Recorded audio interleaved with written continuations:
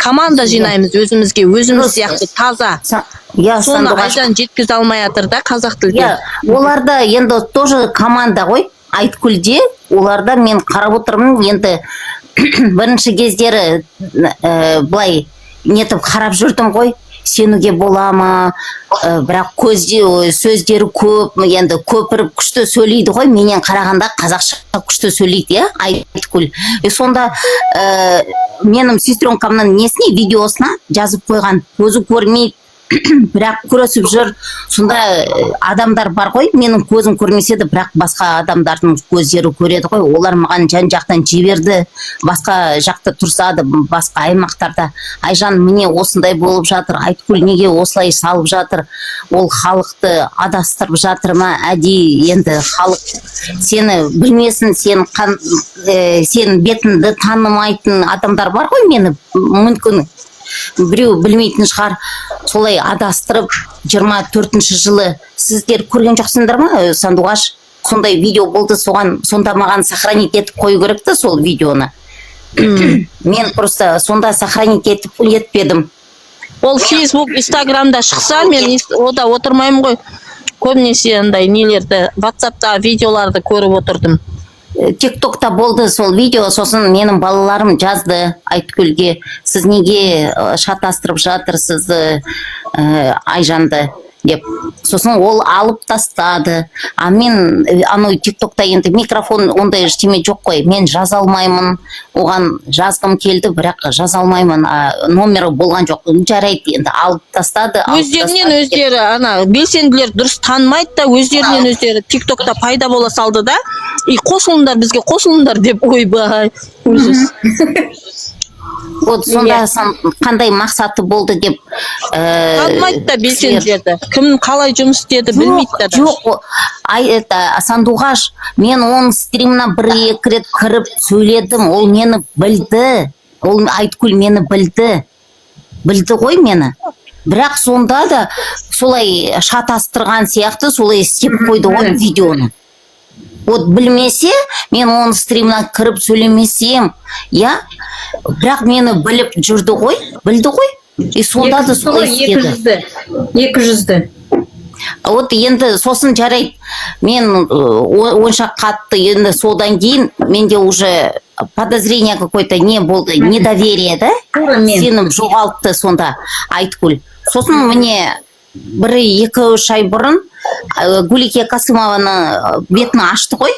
Мені шақырды недер кісілер, айтсам кірші, осында стрим болып жатыр, сен керексің деп, Гулике Касымова туралы. Енді Гулике Касымованы біз 20-ші жылдан білеміз ғой, кім екен. Айжан, 1 минут ренжімеш. Гулике аманаттың адамы. Гулике аманаттың адамы. Мөлдір Нұрмановаға репост басыпсың дейді да. Бассам соны көріңдер деп басқан шығармын, или баспаған шығармын, білмеймін. Не болыпты бассам ал? Басым жұлып аласың ба? Көріңдер деп бассам басқан шығармын репост. Онда тұрған не бар? Оны немнеге сонша кеше кім біреудің несін историяға салсам да, мөлдірге неге басасың? Сен кімсің менен сұрау жауап алатын?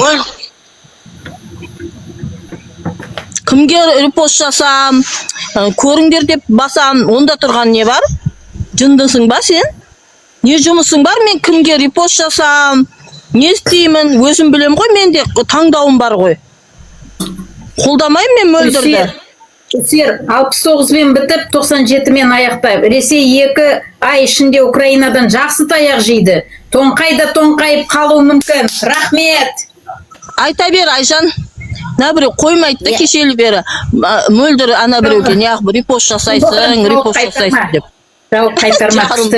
Улағат сөздерді оқи. Вот сонда сосын Гулике Касымован бәрі анау жерге келіп, Алтын Лесбаева, Самал Боранқұлова болды ғой, бәрі енді келіп сол жерде Гуликен бетін ашып жатыр екен Айткүл. Соған мен қуандым енді. Міне әйтпесе анау аудиторияны қаншама халықты жинап алған Гулике. Оны білеміз ғой, баяғыдан білеміз ғой, кім егін.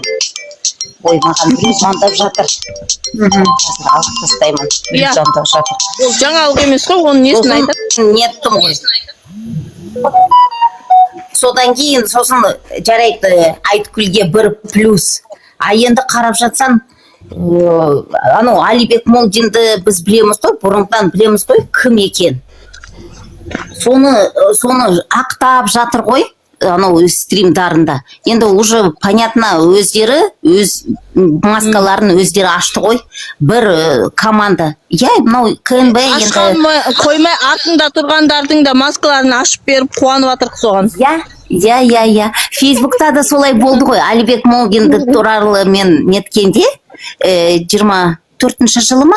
Қашан мен видео нетіп салып айттым ғой Алибек Молдин туралы. Иә. Сонда тоже қаншама жиналды ғой, қаншама тоже Мариям Жагоровна да енді былай түсініксіз болып жүрді. Сол жерде Гүлмайра Мукушева, Ангела Ноя, ол не ғой, Наска Табылдиева, бәрілерінің беттері сол жерде ашылды ғой. Міне олардың командасы бәрі. Иә, жабылды сізге бәрі. Иә. Сонда уже көрінді. Міне мынау жерде ТикТокта тоже беттері ашылды. Енді Берикта да мен білмей жүрдім. Солар әлі жүр десей, командаларымен. Я. Енді КНБ оларда жұмыс істейді ғой. Олардың біз қаншама да Сандуғаш білеміз ғой, тетушкаларды. Біздің қасымызда жүреді. Біз бір неге барғанда олар да барады оның жерге. Бірақ жүр олар енді. Бірақ қамалмайды десей. Я, біз оларды даже айтпаймыз ғой, айтпаймыз. Просто халық білмейді. Халық білгенде оларға шок шығар. Енді, біз енді айтсақ бәрі қуанып жатыр, жақсы болды ғой айтқандарың, айтамай жүрек соны, сендер айтып жатсыңдар, дұрыс болды айтқандарыңыз деп айтып жатыр ғой енді. Я, рахмет Зубайда. Айтады, мықты сөздер, апай, уважение дейді. Айжан, рахмет. Бәріне Сандуғаш сіздерге рахмет. Мен стрим ашайын десем, менің көзім жетпейді, менің көзім көрмейді. Сондықтан мен аша алмаймын. Оларға үріп, олар не хочу опускаться до их уровня. Вот оларда ешқандай жетістік жоқ, ешқандай достижение жоқ. Оларда тек қана осылай жамандауға, олардың мақсатын қазақтың басын бүктірмесін деп, бірікпесін деп қазақтар осындай олардың мақсаты деп жүрген. Оларға сенбеу керек. Я осындай шынайы Зубайда, Сандуғаш сияқты, міне Руслан Нұрмаганов осындай азаматтарға сену керек міне. Рахмет Айжаным. Айналайын. Сіздерге де мында бір рахмет. Сендер фактыға. Бізге сен ойбай деп біз іштенке айтамаймыз, халық өзі таразымен факты. Мына Русланды соңғы рет 15 суткаға қамаған кезде ол бәрін снимать етіп тұрды ғой. Сол кезде 2000-нан аса адам тыңдады оны. Кәдімгідей артынан тыңдармандары, қолдайтын адамдар қызығып тыңдап отырды. Соны көрді негізі олардың бәрі. Сөйтіп барып, бұл лидерлік қасиеті ашылып бара жатқанын көріп, болған осы соңғы рет 22-сіне кәдімгідей атака жасады ау деп ойлаймын негізі. Сырттан қанша адам қарап отырды, соған жандары қалмай, халықтың көзін ашып қойды. Мынанша адам көргені, кен бұған не выгодно. Жасұлан. Аналарға жұмыс істеңдер деді тетушкаларына. Тетушкалар жабылды. Елімізде 10.522 тонна жылына алтын ұрланады екен. Оны 30 апрель күні, 30 сәуір күні дүние жүзіндегі қай елден қанша байлық ұрланып атқан туралы жария жасайтын компаниялар айтып отыр. Видеосын салып қойдық. Ол бер жағы ғана айсбергтің ұрланып атқан. Ол деген 10.522 тонна алтының 300 почти 50 мың доллардан жер үйдің ақшасы екен. 350 қазақ жер үй 50 мың долларлық жер үй алатын ақшаны бұлар ұрлап халықтан жасырып жыл сайын ұрлап отыр екен. Ол бер жағы ғана. Одан алтыннан да басқа қымбат. Бізде темір, химияның бүкіл элементтері бар. Соның барлығын бұлар Назарбаевтың кезінде жаңағы басқа елдің инвесторларымен келісіп, мынанша қазба байлықты сорасың да, өзіңнің шотыңа, мына шотқа Назарбаевтың тұқымының шотына мынанша процентін саласың, мынанша процентін жаңағы расходтарға кетеді, а мынаншаларын біз бердік сендерге деп халықтан жасырып, ұрлық күйде тонап жатыр Қазақстанды.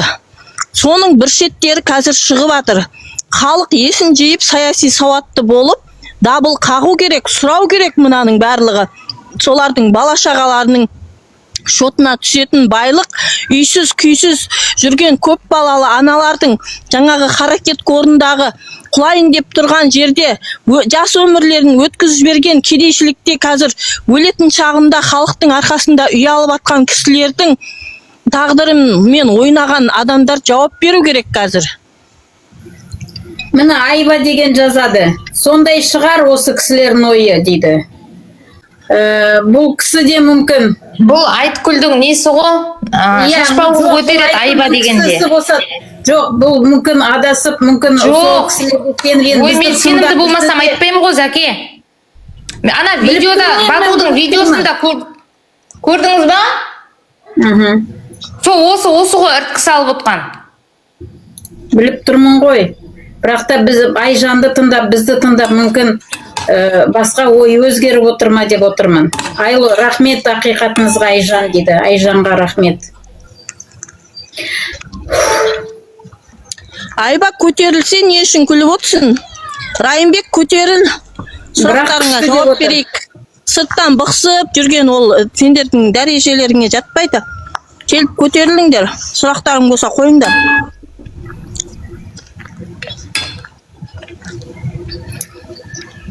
Жоқ, енді бұл кісілер, бір кісілер тыңдап соған мойын соғып, ай осылар. Жоқ, өзінің басы бар ғой келсімді. Ой өзгеріп отырған шығар. Мына кімге, Райымбекке қайта не тапсырып жатырмын.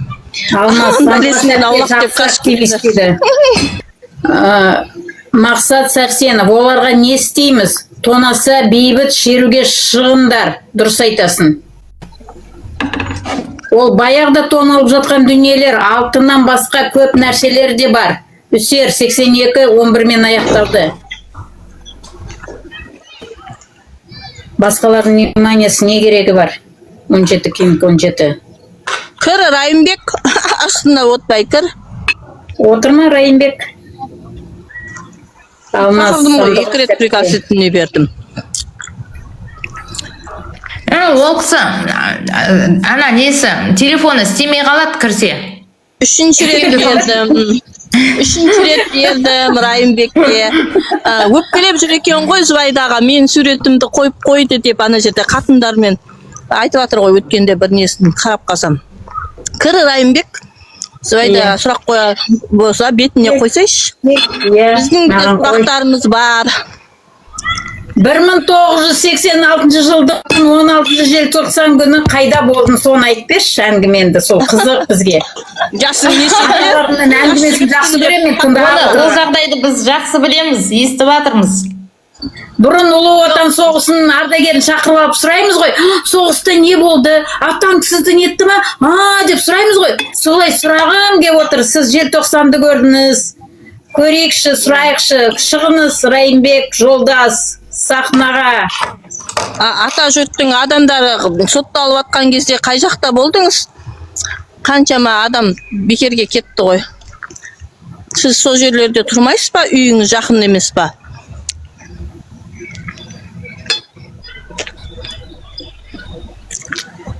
Қанша инвестиция Катарға кетіп жатқанын халыққа айтпады ғой. Кетіп жатыр бәрі. Енді Израильға кетіп жатыр. Газаға ашық айтты ғой, өткенде Газаға мен пәлен мектеп сап берем, пәлен оқушыны жаңағы грантпен университетке тегін оқытам осы Қазақстанға. Сосын пәлен $1000 ақшалай көмектесем деді Газаға. Ал өзінің елі Газадан да жаман болып тозып жатқан кезде. Біздің Тоқаев алқаш, бомж, балаларына қарамай, ашыналарына ақша шашып жүрген еркек. отбасыны. террорист қазақтың Террорист. жас балдарын бастан жүректен атып өтірік алдап халықты 20 000 террорист кіріп кетті деп бастан жүректен жас балдарды ата салды кеше қаңтарда. Жауап беріп атқан жоқ оған.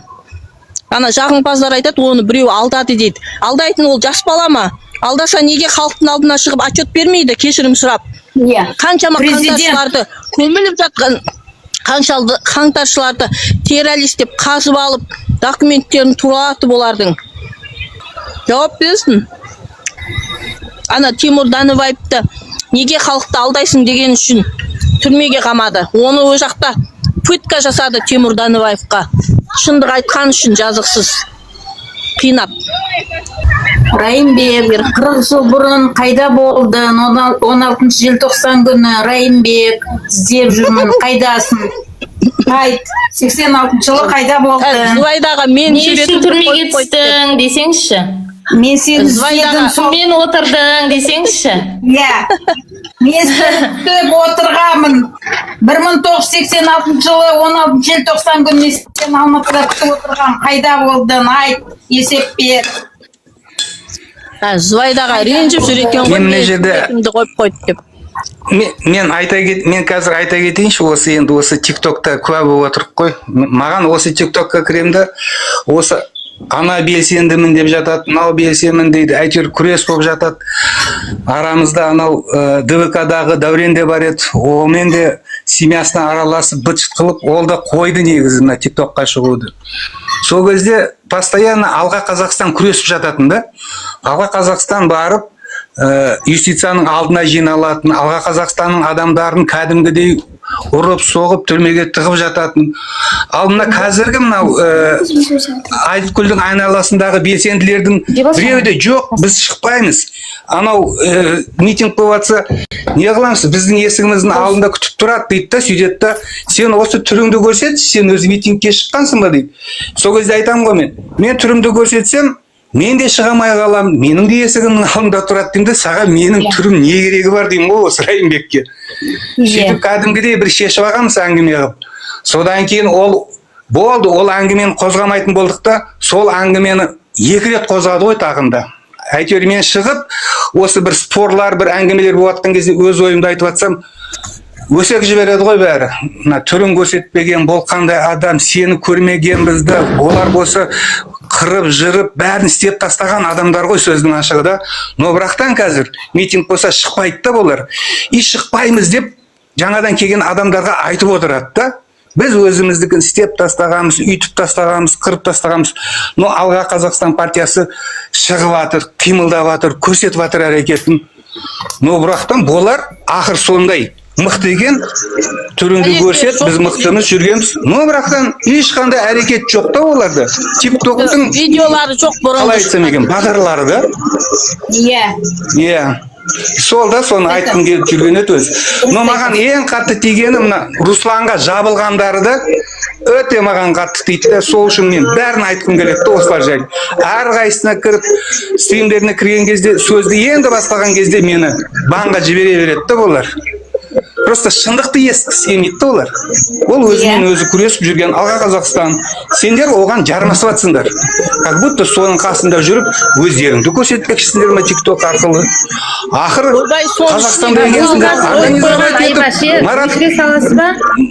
Марат Жыланбаевқа жиналып, оларды бір барып көрсінші ондай болса, әрекет жасап.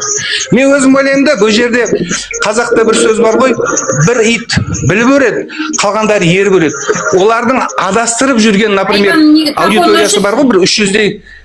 Көбісі сол жерде адасып жүр негізі да, сеніп жүр да. Біз дұрыс істеп жатырық, мына Алға Қазақстан дұрыс емес, соның адамдар дұрыс емес деп соған сеніп қалатқандары да көп негізі, мен өзім ойлаймын да. Ол жерде бәрі емес. Ол жерде бар, кәдімгідей андайлар, титушкалар, но көбісі алданып жүрген сияқты маған. Солардың көзін ашу керек. Сол айтарым еді. Қазақстанға кіріп алған ғой жаңағы тетушкалар. Ішінен бұлықтырып жатыр ғой. Звезда болып. Қанша инвестиция қалтаға кетіп жатыр.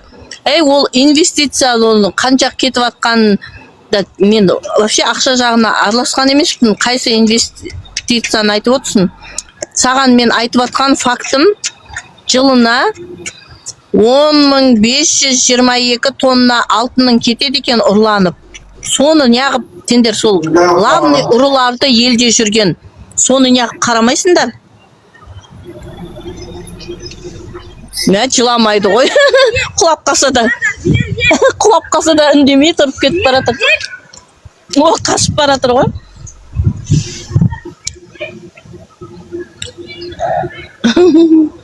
Құласа жылап еңірейді ғой бір балдар.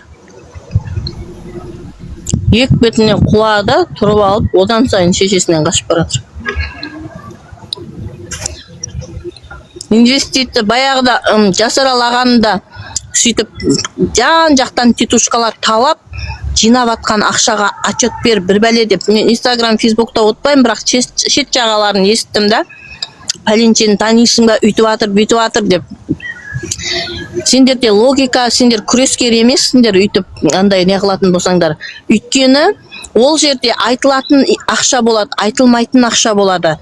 Айтылсаны арам билік, сендер андай несіңдер, террористсіңдер, үйтіп атсыңдар, бүйтіп атсыңдар деп мойындарына ілі жібереді деп, айтпай көмектесетін кісілер болады. Сондықтан ол жерге опырылып, ақшада түсіп атқан жоқ. Бірақ шұқылайтындар көп та, сол болмайтын копейканы отчет бер деп сұрайтын. Бұл жерде айтылатын нәрсе болады, эфирде айтылмайтын нәрсе болады. Логикамен түсініп, бересің ба, міндетсініп бермеу керек. Одан да бермей-ақ тыныш жүр. Сенбейсің ба, өзіңнің қаражатыңа апарып, мен қысап істесе, мен өзімнің қаражатыма апаратынмын. Еркін Казиевке де өзім алған передачаны 2 сағатқа неге кірдім. Ешкімнен ақша жинаған емеспін, еш уақытта мына белсендіге баратырым, ақша беріңдерші деп айтпайдым мен. Өзімнің жағдайым бола ма, ана адамға ниеттенесің ғой, мына адамға барсам қалай болады деп алдыңа план құрасың ғой, мына аптада мынандай садақаны мына белсендіге көмектесуім керек деген сияқты. Құдай жеткізеді сол ақшаны саған. Ниетің тура болу керек. Ол салған 500 теңгеңді отчет бер деп жұрттың бәрінің артына қауіп төндіріп, аяғында ана у беріп өлтірді жасаралағаны. Бетінің жартысы қызарып кеткен бардобый болып. Кірді ғой мен түсіме жасаралаға бір қамалғанымда, аштық жариялағанымда. Ернінің жартысымен бетінің бірінші кездерде жылап айтатын ем, қазір уже бетім үйреніп кетті ма, жыламай айта берем. Да, там сделайте вы посакши 500 малат. Бетінің жартысы қызыл, ернінің жартысы қызыл сонда жасаралағаны. Сахар тебе? 200-300 евро. Белый, да. Ты сможешь это сделать? Нағыз күрескер кісілерге көмектесу керек та. Субайда апаның несі келді ана, шасета. Табиғатқа қарсы шыққан шасета. Андай несін ауыстырған. Еркектен әйелге айналған көшісі келді. Европада оларды андай таң қалып не қылмайды, бізде ғой. Кішкене ана имандылық не болғаннан кейін таң қалады бәрі. Табиғатқа қарсы шыққан ол дұрыс емес, организмді өзгерткен. Оны жақсы біледі текті қазақ. Күресіңдер, қаншама сендердің бала-шағаларың шотына түсетін байлықты ұрлап атыр, енді фактімен шығып атыр. Кезінде айтатын еді, бізді ұрлап әкетіп сайлауларда қамаған кезде. Қаны сенің дәлелің бар ма, қанша ұрлағанын Назарбаевтардың дейтін еді. Міне факт сендерге шығып отыр, жылына 10.522 тонна алтының ұрланады екен. Ол қазақтың байлығы, сенің байлығың бала-шағаңның. Соны бұлар өздерінің шотына әкетеді. Оны дүние жүзіндегі бүкіл елде қанша байлық ұрланып жатыр, соны зерттейтін адамдар 30 апрель күні шығарып тұр документально. Ал факты. Прокуратура біздегі жаңағы еліме, жеріме, жаным ашиды дегендердің барлығы. Көрсетіңдер іспен. Сендерге документ беріп тұр ғой. Даншама алтын тоннасы ұрланып жатыр деп. Жұмыс істеңдер. КНБ қайда, КНБ? Белсенділер қудалай бергенше сол қанша тонна алтын кетіп атқандарың фактімен беріп тұр саған. Сендерден хабар күтеміз. Бас прокурор. Елден осыншама қаншама ана елдің дүние жүзінде пәленші орын кедей орнын алып жатыр. Сендер қимылдап жұмыс істемегесін. Ұрыларды ұстамағаннан кейін біз уже кедейлердің списогіндеміз қазақ елі. Қарапайым халықты баса бергенше елге, жерге еге болып жатқан белсенділердің бәрін түрмеден шығарыңдар. Жазықсыз отырған. Жұмыс істесін. Өздерің шамаларын келмей жатыр ғой сендердің жемқор билікке. Белсенділер көмектесін. Кеше енді ана неге шығарып қойыпты? 85 мың теңге береді полицейлерге көмектесуге, кәдімгі нелерді жұмысқа алып жатырмыз деп. Оны не қылыпты халықтың ішіндегі ана тәртіп бұздың дегенше, тәртіп бұзғандар жоғарыда отыр ғой. Жоғарыда отқандардың заңсыз істеп атқан, халықтың байлығын ұрлап атқаны. Міне 10.522 тонна алтыныңды тонапты ал. Полиция екесіңдер. Мен көмек сұрап атырмын сендерден. Факты тұр. Қозғаңдар соларды. Заряд бөліп отыр. Сәлеметсіздер ме? Сәлем. Зарядкаңыз аз екен, мен бір айтайын бір нәрсені. Екі басыда беспредел деймін ғой. Біздің екі басы зұқылар бір су жағдайы бойынша қазір типичный Павлодар деген инстаграмда не бар страница. Соған шығып жатыр. Екі басыда мүлдем бүкіл блогерлар барлығы под акиматым. Немене шығаруға болады, немене шығаруға болмайды, соны барып қаралайды. Бәр жер деген кезде мен жеке екі басы отырғаннан кейін айтып отырмын да.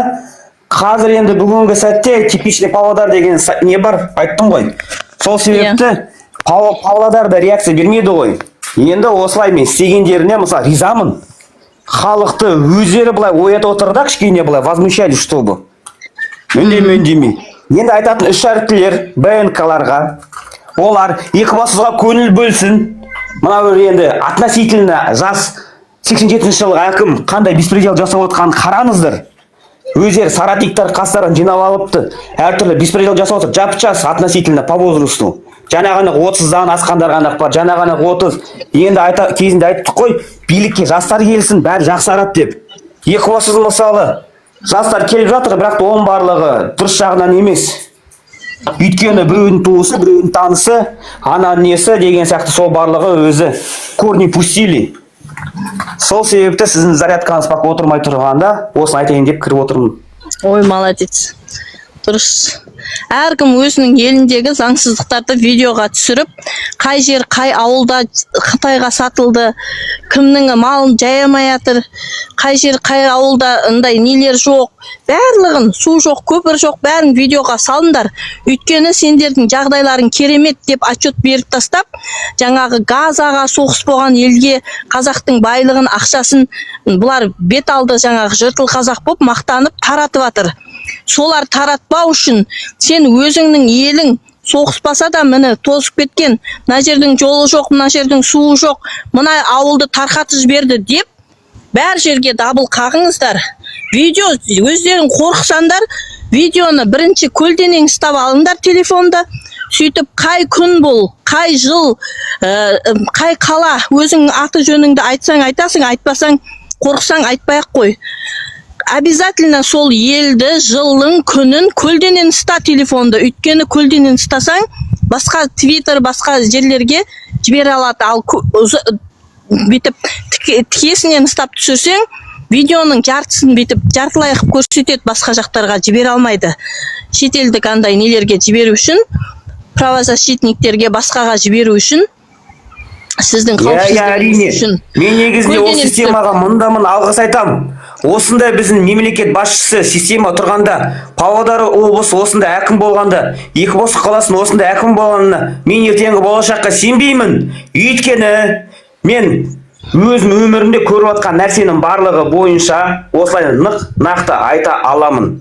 Шешем бірінші группа инвалид көріп отырмыз қалай екен. Оказывается, кейбір кісілерге ноутбук беріп отыр екен. Біз ондайды ешімесін көріп отқан жоқпыз. Өтірік көмектеседі екен. Бізге жеке көмектеспейді. биліктің жағымпаздары ғана медал алып көмек алады, а шындықты айтқандарға прямой түрмеге или жаңағы ешқандай көмек бермейді бұлар. Тек жағымпаздар ғана жақсы өмір сүреді, биліктің қылмысына көзін жұмған, ал басқа кісілер шындықты айтса, заңсыздықты айтса, оларға штраф салады, түрмеге қамайды, и көмек бермейді. Инвалидтердің көбісі шындық айтқан үшін көмек аламай отыр қазір. Сондықтан қорықсаңыздар, аттарыңызды айтпай-ақ, жаңағы көлденең ұстап телефонды, қай жерде қандай заңсыздық болып жатыр. Бәр жерге ақша бөлінеді, халық өзі саяси сауатты болып, сол ақшаны мынаған бөлінген ақша қайда, мына жердің жолына бөлінген ақша қайда деп сұрай білу керек, видео түсіре білу керек, заңсыздықпен күресе білу керек. Сонда жаңағыдай сенің 10.522 тонна жылына алтыныңды ұрламайды, өзінің керекті хозяиндарына барады сол.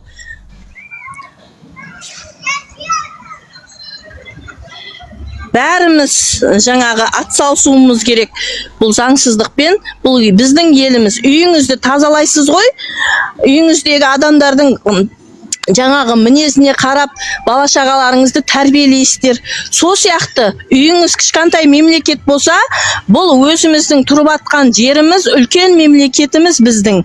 Сол үлкен мемлекетімізге де үйімізге қалай қарасақ, бұған да солай қарауымыз керек та. Тазалауымыз керек.